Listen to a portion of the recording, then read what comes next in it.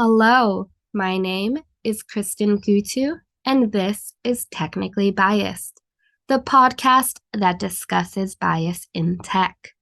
Today's guest is Damini Satija, head of the Algorithmic Accountability Lab and deputy director at Amnesty Tech. She is a human rights and public policy professional with experience working on data and AI with a focus on government surveillance, algorithmic discrimination, welfare automation, and tech equity and justice.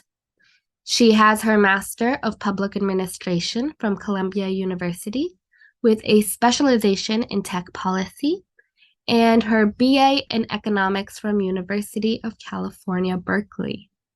Thank you so much for being here with us today, Damini.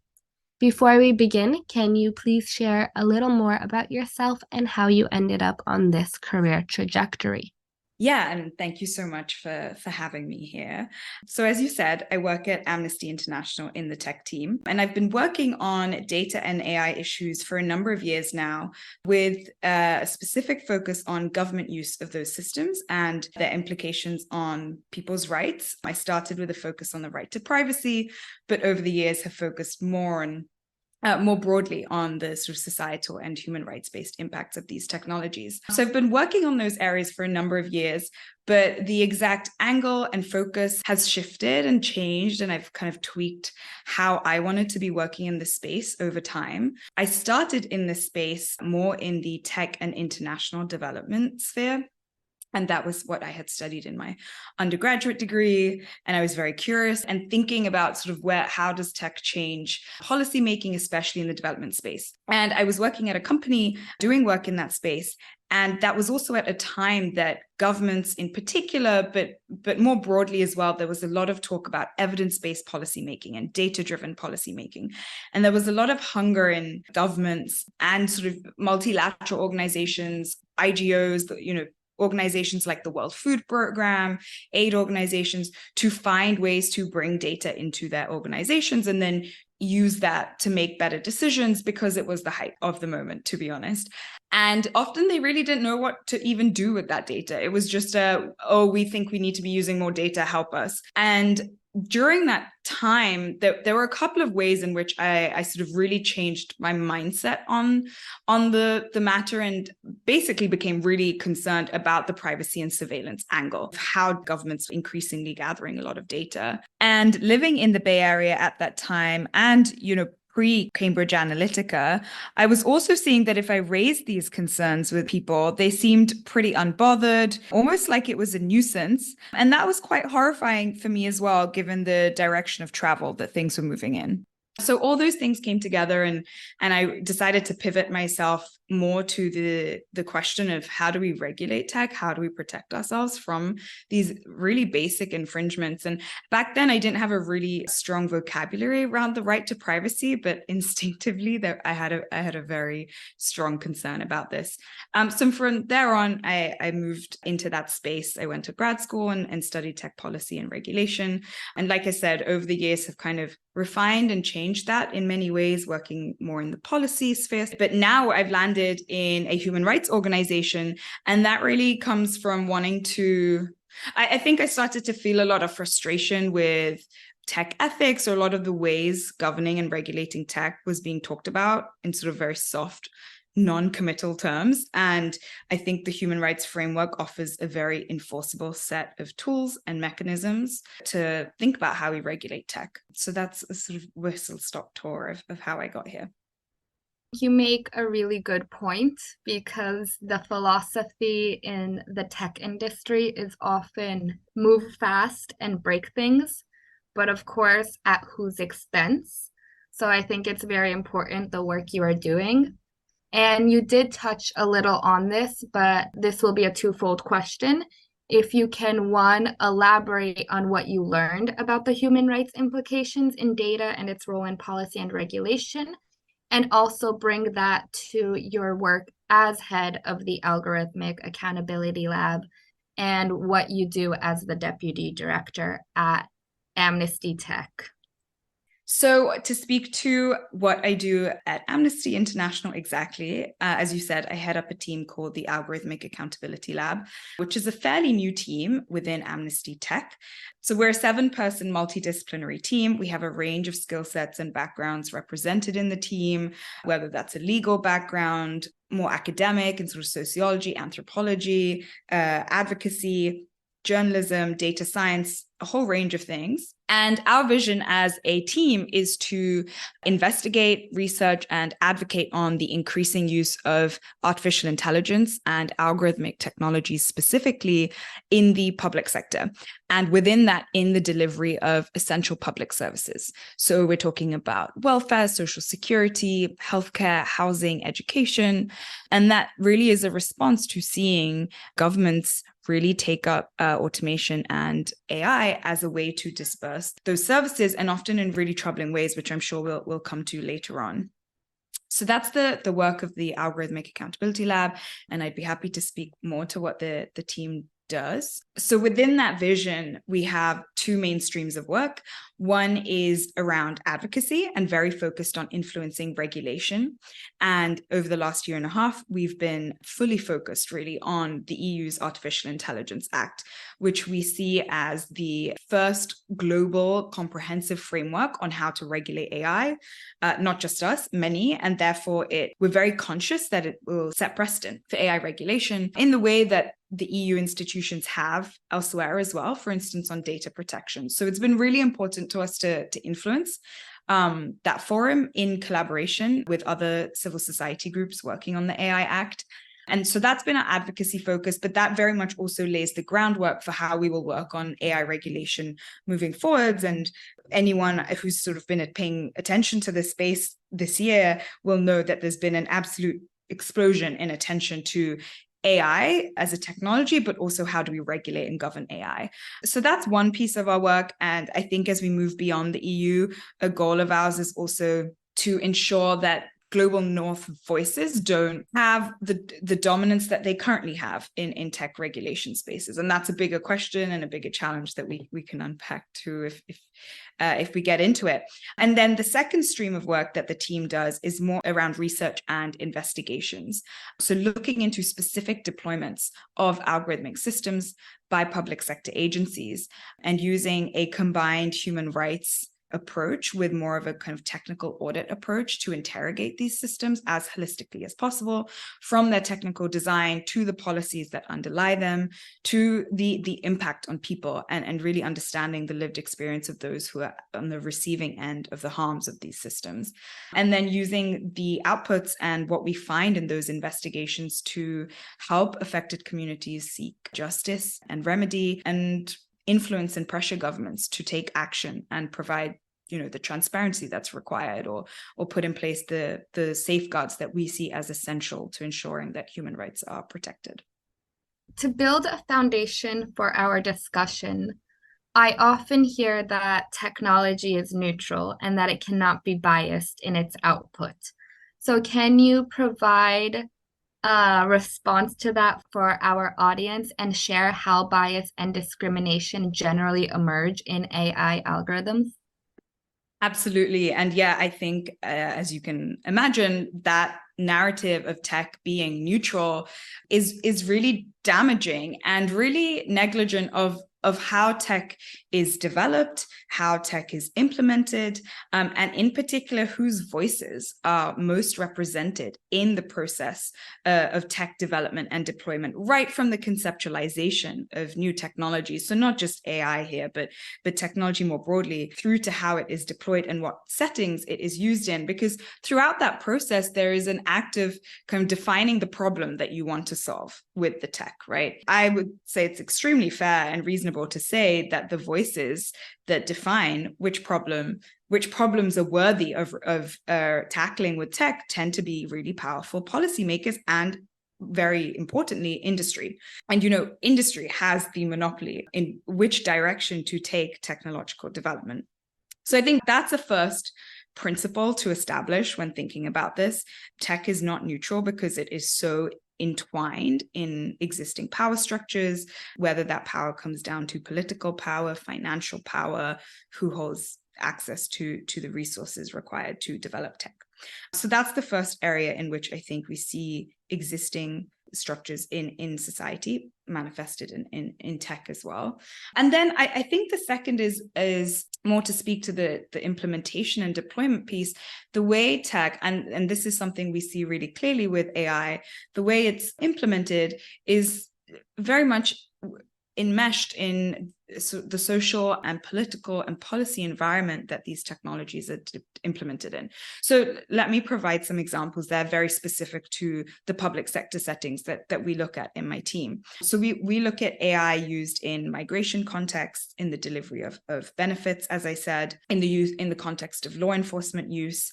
And in all of these situations, we see that the way tech is deployed is ultimately to operationalize that wider policy environment. So if we are seeing immigration policy that's increasingly xenophobic, increasingly anti-immigrant, that will be reflected in the tech. You will have the AI systems that will be deployed to sort of further that policy goal and overarching framework. In the context of welfare, there's a lot of literature out there and a lot of great work that shows that, you know, the social safety net has been designed, especially in the kind of global north liberal democracies, to police the poor and take a very punitive approach to the poor. And that's very much what we see coming out of the way the tech is used as well. So it's also the fact that these technologies are used as a kind of feature of the social, political histories that define how they're used. So I think that's another way. And hopefully that points to both how the tech is not neutral, but also how it's so much bigger than just the technology itself. And it's the environment and the power structures going into how tech is used and developed. And I say that because I think often there isn't, when it comes to the bias and discrimination debate, there's such a focus on the technical issues. So that, you know, the data training the AI is biased. And I'm not denying that is certainly an issue. But what I'm wary of is a focus on that leading us into what I sometimes call the technical fix trap, this idea that as long as we fix the technology, we fix the problem. But that's really not the case for the many reasons that I just outlined. You make a good point of, if we want to properly mitigate the problem, we need to understand what needs to be mitigated. Is it the model that's at fault, or is it the data that's at fault? And you provided some examples, but I was wondering if there were any other examples that you might want to illustrate that really depict how our biases are codified. So one of the examples that comes to my mind immediately is a compass algorithm in the prison system, which I'm sure you're familiar with. So what have you noticed in your work that also stands out? Yeah, I'd love to speak to a couple of examples from our research at Amnesty, which I think very much mirror what you're thinking about in the compass example, and also speak to this issue, or this very important lens of, yes, there are issues with the models and the data that trains them, but it is so much broader than that and so much more about the wider environment. So the first example is drawing from a report that Amnesty published in 2021 called Xenophobic Machines. And this was really led by our team in the Netherlands, along with the Amnesty Tech team. And it looks at the use of an algorithmic system by the Dutch tax authorities in detecting fraudulent applications for childcare benefits. And many of the listeners may have heard of this, because it really did lead to a pretty far-reaching scandal in Dutch politics, beyond purely just the scandal about the tech, but politically as well. And what we found in that investigation was that there was an algorithmic system being used to flag applications for childcare benefit that could be fraudulent, and that model was using a nationality, and in particular dual nationality, to flag individuals and families, and in particular parents. And so that disproportionately targeted communities of color, immigrant communities, low-income communities, and with really devastating consequences. And this is where my point earlier of the lived experience of people and communities who are at the receiving end of these systems. It's, again, that's why we really can't just focus on the tech. And the families in this case were facing evictions. In some cases, they were asked to repay benefits and really pushed into financial distress. And I think that example speaks to some of the things we've been discussing already now on that there was clearly a flaw in the way that the algorithmic system was designed, but it was also part of a policy environment and a set of policy incentives to weed out, so to speak, the fraudsters, and that's a really dangerous language we see often in the world of social protection and welfare. So that's one example. Another that we filed litigation on last year with a group of other civil society organizations is the Serbian social card law. And this is a law in Serbia that establishes a centralized database on all applicants for social security and a few different types of benefits. And there are some sort of surveillance and privacy concerns there in creating a database, essentially, again, focused on those in low-income brackets. But then that data has also been used to determine eligibility for benefits and to flag those who perhaps aren't eligible for benefits. And I won't go into all the details of the flaws with the system, but again, looking at it, and those in Serbia, our local partner organizations who've also done a lot of great work to look at it, have found that similar to the case that I mentioned in the Netherlands, this system has really entrenched and exacerbated existing inequities in society. It has targeted Roma communities, people with disabilities, purely because of issues like data quality or how the automation is working. And so again, this speaks to, it's about the design of the technology, which stands to entrench and scale existing discrimination, but it's also that, like I said, the system itself is pushing forward an agenda or an environment that is targeting those already marginalized communities. You make the very important note to stress lived experiences. So a lot of people think that technology is mutually exclusive and it doesn't require this human element because humans, again, are biased, but technology is not. So we discuss models, we discuss the data, but more specifically, how can we go about ensuring more inclusivity, more representation, less bias? What steps can we take to ensure that we move in the proper direction? So let me take that in two parts. There's the way that technology is developed and deployed, and then there's also how we regulate and govern tech, and potentially other avenues as well, but I'd like to tease those apart a bit more. So in terms of how tech is developed and deployed, I think this requires some pretty deep structural change, because as I said, so much of this is about who's funding the tech. And we know that it's often big or even medium-sized tech companies. It's the venture capitalists who are propping those companies up financially. And I think in the space, we often say, oh, we should bring impacted communities or those who will be most affected to the table more. And absolutely, I 100% agree with that. And I do think those voices are just not represented in the tech development process or the product development process. But I think there are also some limitations or problems with that stance that we're yet to tease out as a sort of tech and human rights or digital rights tech policy community for many reasons, some including it's easy for that to become a tick box exercise of just sort of, we engaged with XYZ communities in XYZ ways. And that's absolutely not what we want. I think also we have to be careful to not put the burden of speaking up or doing additional labor on the communities who are most impacted by tech. I think that stands to potentially be extractive or just frankly not very fair, especially when a lot of the harms of these technologies have been documented. There are many civil society organizations, academics, think tanks out there who have done a lot of the research of where these technologies can go wrong, and tech companies can rely on that. They can put policymakers can rely on that too. And they should draw on that. And a lot of those folks who've done that research have been really mindful of the impacted communities and bring their voices to their work. So I think also one of the limitations of this argument of bring impacted communities to the table is that it can end up almost ignoring all the work that has been done. And that is also really crucial to bear in mind. And those who have the power of developing tech need to consider that. And then I think the last thing I'll say on that point, and I realize these are all quite big points, but like I say, I think the solution to this is it's deeper and structural than just here are a set of things that tech companies can do that will fix the problem.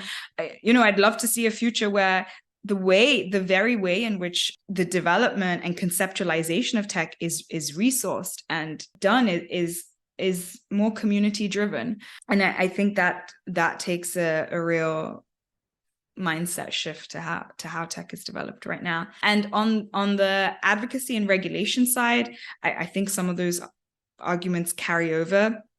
One thing I would say is it's very easy in the tech regulation space to think or push forward a narrative that we need new regulation, we need new mechanisms to hold governments and companies to account, and that we forget how much is already in place, whether that's in the form of human rights law, international human rights law, which is what we work with at Amnesty, and which really already defines a lot of the thresholds and the lines of acceptability and non-acceptability, whether that's the right to privacy, the right to non-discrimination, the right to various economic and social services, like the right to housing. So many of those are already enshrined in legal frameworks in the US in more of the civil rights framing, but it's still there. So I think firstly, remembering that. And I think there's a lot of work being done on how to bring impacted communities to the table in conversations around how to regulate tech. And I say the same. I think that's important, but I think we need to think about the limitations of that, especially in creating extra burden on those communities. I think though one important piece there is to engage with activists, community organizers who are doing incredible work and seeing sort of how tech is implemented at the front line. So they are closest to that. I don't think an organization like Amnesty, we're a very big organization. We've been around for a long time. We're not working at the grassroots level. So for us also to do the best possible job in thinking about what are the policy calls we want to make on how to regulate tech, it's crucial that we also do that work of speaking to communities and those who represent those communities. And then the final thing I'll say is a lot of this is kind of preemptive or proactive, I guess. I think, however, the reality is a lot of tech harms are happening. Rights violations or rights impacting tech is already out there and being rolled out. And where individuals or communities face harm, we also need really strong mechanisms for them to seek justice, to be compensated for the harms they've suffered. And that's also something that should be enshrined in law and that policymakers should be taking responsibility for. You make a lot of good points. And so my next question will touch on a lot of what you've already mentioned. But I do want to specify that when we spoke earlier, you made a statement about the development of technology often originating in the global north and being transported to the rest of the world. And that might not seem concerning, but it certainly is because of the lived experiences. And so if you want to elaborate on that a little as well, I think that could be helpful. Sure. And I think it also speaks to the earlier point on power structures and how global power structures are further entrenched by whether it's the sale of technology, development of technology. So I think we've definitely seen what you mentioned, sort of there is a dominance of the tech industry in the global north, and they are often developing tech that is exported and used elsewhere, sometimes in quite experimental ways. That's not to say, tech is only being developed in the global north, but that is one dynamic we observe. And there are some cases at Amnesty where we've documented this as well. So we put out a report earlier this year called Automated Apartheid, looking at the use of surveillance technology in the occupied Palestinian territories to entrench the apartheid regime. And some of the technologies investigated in that report were traced back to companies in the Netherlands. There is another Amnesty report that looks at repression in China and the use of digital surveillance tools, again traced back to developers in Europe. And these technologies were then being used to target Uyghur and other Muslim minority communities. So we have evidence of this flow, I guess, that we're describing. And first step is knowing that. And we could dive deeper into the geopolitics, et cetera. But I think what I really want to emphasize there, and what is a priority for us from a policy perspective, is ensuring that as we see regulatory mechanisms like the AI Act coming to the fore and reaching their final stages, that there are protections in those frameworks for those kinds of exports and sales of technologies where the tech is developed in one place, but it can perpetrate a human rights harm in another place. And as I say, the AI Act is very much in its final stages right now, and this is one of our priority policy calls at this point, that EU policymakers really pay attention to the responsibility they have with this regulatory framework to impose the right restrictions and safeguards that mean EU companies and therefore by extension the countries, the member states that they are in, are not part of perpetrating those human rights harms outside of their borders. And I guess just to add to that, at this point in time, what we see is that the AI Act, there is a real discrepancy in the human rights protections offered to those who are within the EU and those who are outside, because the protections that the AI Act, or rather the safeguards that the AI Act is imposing within the EU's market, both in terms of technologies that it wishes to prohibit or ban, and also in terms of the additional requirements it places on developers of what they class as high-risk systems, don't carry over to the export of technology from within the EU to outside. So it's really a gap. And so it's a policy priority because it's grounded in this analysis that you raised in your question of technologies being developed in the global north and sold elsewhere, but also secondarily because it's clearly something that policymakers are not stepping up to in the AI Act. And we have a shrinking window of opportunity to make it happen, and we are working with our partners in the EU to do so. But that's very important to us at this point in time. I'm very happy. Happy is a loose term here, but I'm appreciative that you bring up these points because my last 2 episodes covered the surveillance state in China and in Palestine. And it's important for our listeners to understand how we help shape this narrative and how this influences the way people think and how it leads them to believe and support things that they may not believe or support otherwise. And so it's very important to understand the role that this technology plays. To take it into a less stressful situation, I'm going to pivot. And from your experience working on tech policy issues affecting entrepreneurs in the US, you covered topics including net neutrality, encryption laws, copyright, and content moderation. I'm curious to hear what your conclusions are regarding the issues that need to be addressed in this sphere and how we might go about this implementation. What I would say about my time working on those issues, which was a little while ago now, is 2 things. One is around this dichotomy or tension that's often raised between innovation and regulation. And I think for those who are in this space, who keep up with this space, that won't be new and it won't be the first time they're hearing that. But it hasn't faded, even in the context of the AI Act, for instance. That's often the rebuttal we face of, we can't regulate at the expense of innovation. And I think what I really saw during my time doing that work was that, it's just not the case. I think conceptually and theoretically, I felt that, and I worked with a lot of people who always stress that it's not about pitting the two against each other. And we shouldn't in any scenario want innovation that comes deeply at the expense of any individual or community, no matter who they are. And I think that's something you said earlier as well in this conversation about innovation. But I think in that work, because I was communicating a lot and with not necessarily, small business owners themselves, but business associations or representatives of small business owners. And it was clear that that was not necessarily their concern. Their concern was, we're aware of all these new technologies, but we want to use them responsibly as well. The second thing that really stuck out to me from that time, again, is not really specific to those issues, but was just the value of coalition work.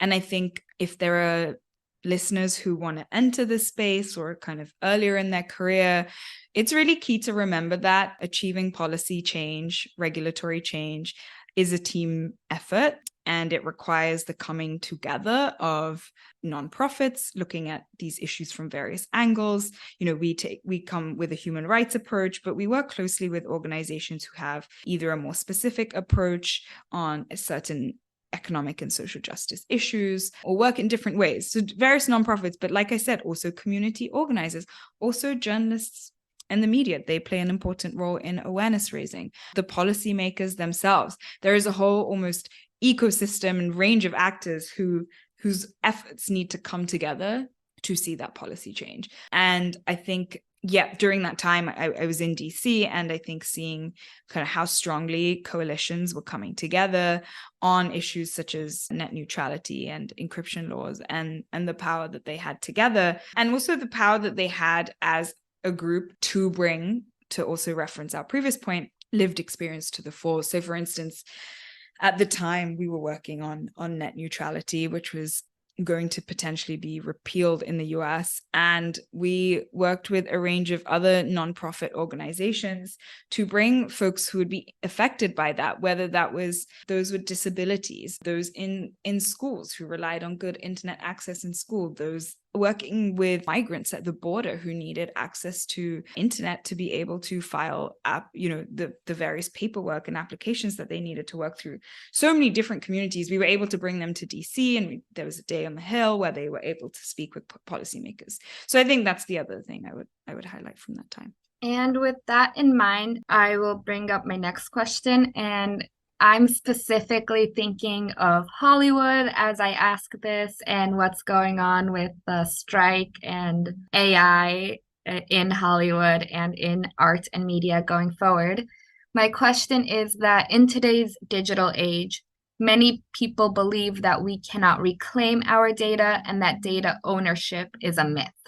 So can you talk about that and the implications of assigning property rights to personal data, whether or not it is in the context of art in Hollywood or on another basis? Yes, I'm really glad we're gonna go in that direction for a little bit, because I think in the world of AI, a key missing point is around resource exploitation. And we can come back to what that means, but maybe to start with where you started on an issue of data ownership, which is something I worked on also in my pre-Amnesty days.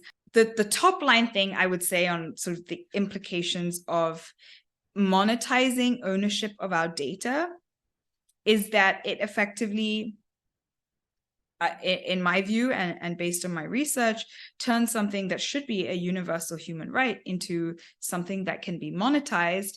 And by doing that, you give those with financial privilege more access to that right than others.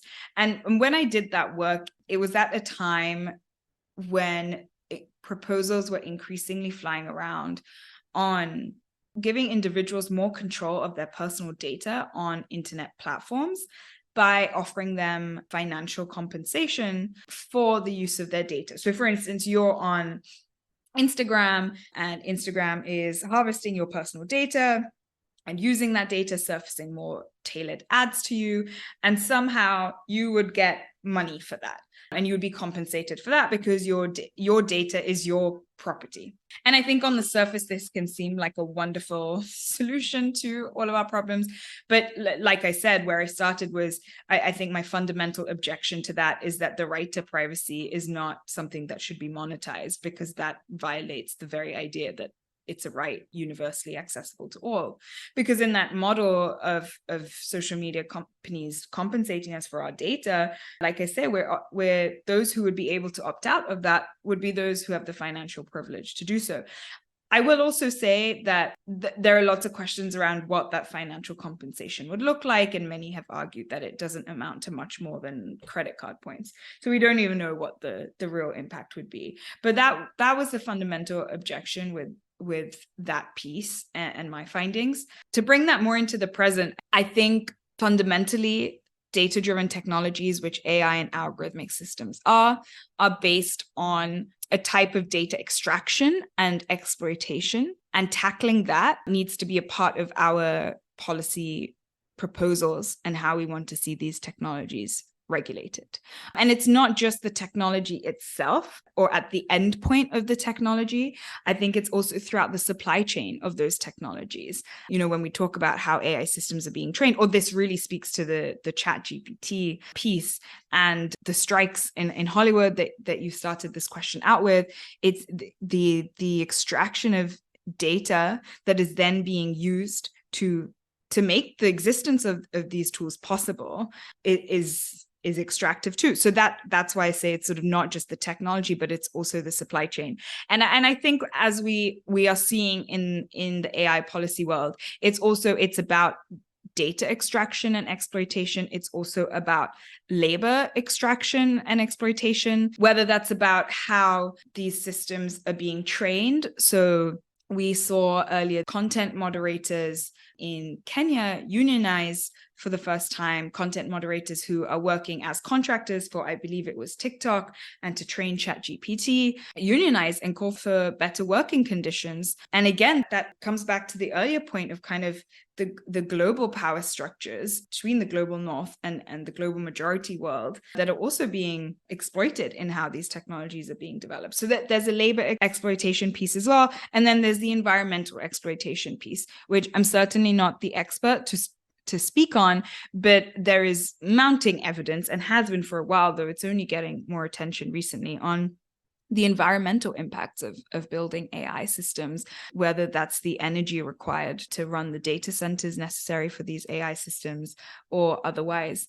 I don't have them to hand right now, but there are some great statistics or very illustrative statistics on, the amount of water or an estimation of the amount of water that is equivalent to the energy that was used to develop a tool like ChatGPT. So I think I will round that out there and say that there is a really important analysis around resource exploitation and extraction that needs to be part of how we think about AI. And that takes me perfectly into my next question, because a lot of people are surprised to hear how much water is required to answer a ChatGPT question.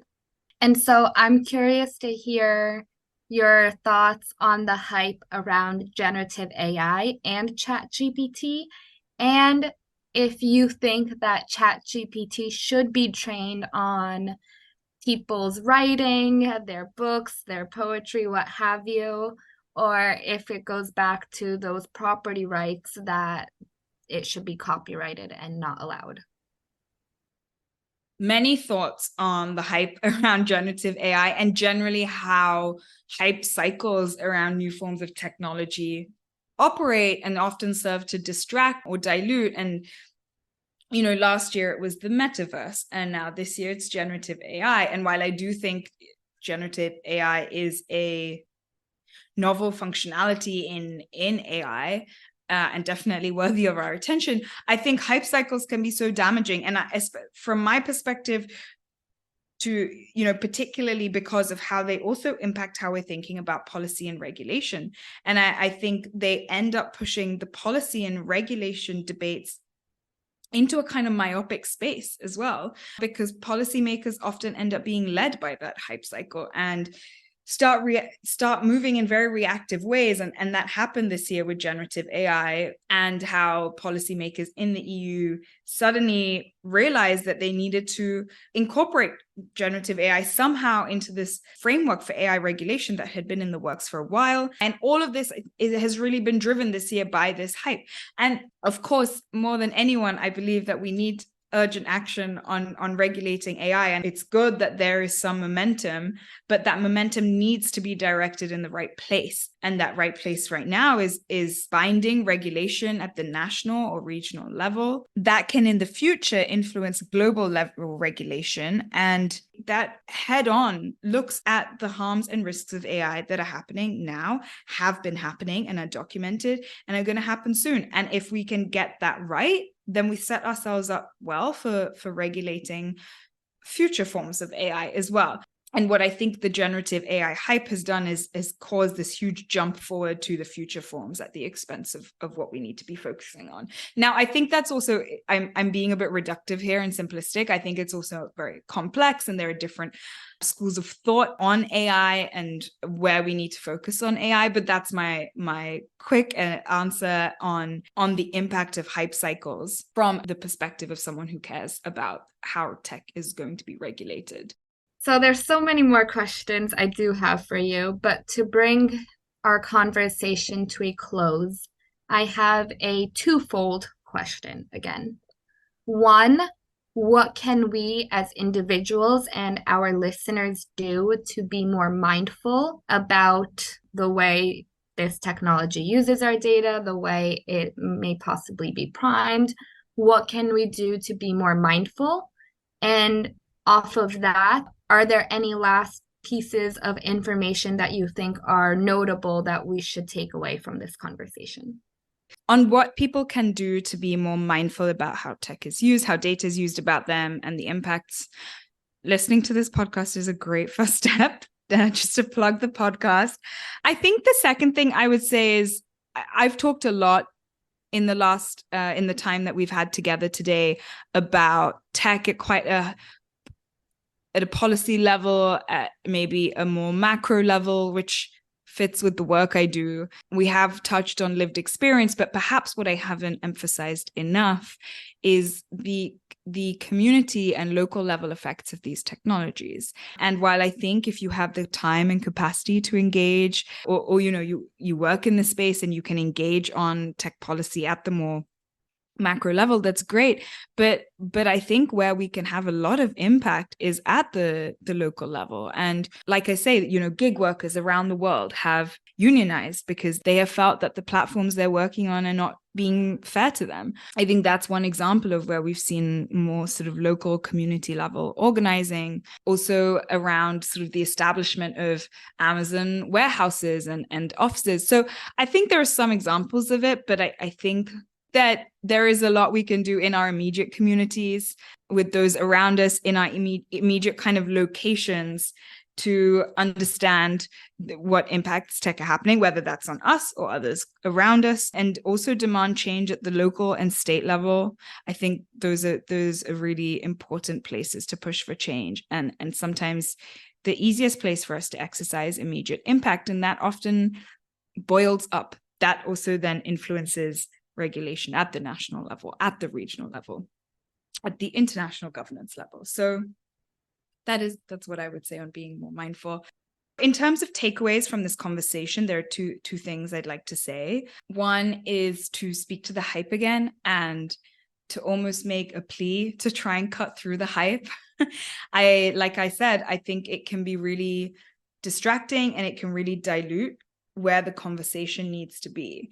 And when you see all these headlines about generative AI or ChatGPT, or the existential risk that AI poses to society, to really question that, and to really question who's putting forward that narrative and who benefits by putting that narrative forward. And do you think those voices speak for the most marginalized or those most affected by technology? Do you think they speak to your experiences of how you will be most affected by technology, or the communities that you are part of? And if your answer to that is yes, then great. But I really feel more often than not, it will be no. And I ask that everyone do that sort of mental exercise as they see how tech is covered. And the second thing, to go back to something I said right at the beginning of this conversation, is to remember that tech does not exist in isolation from the realities and the context that is deployed in, and to use the words that you use, that it's not neutral, and to see tech as an extension of the incentives, ideologies, motivations that produce its development and use in the first place, to really take that holistic, what is often called the socio-technical view of tech. Well, Damini, I so appreciate your sharing your thoughts with us today, and thank you for your time. Thank you for having me. Thanks for listening to another episode of Technically Biased, the podcast that discusses bias in tech. Tune in again for another episode that analyzes how bias is perpetrated through tech, through the context of history, psychology, or language. Thanks, and have a great day, everyone.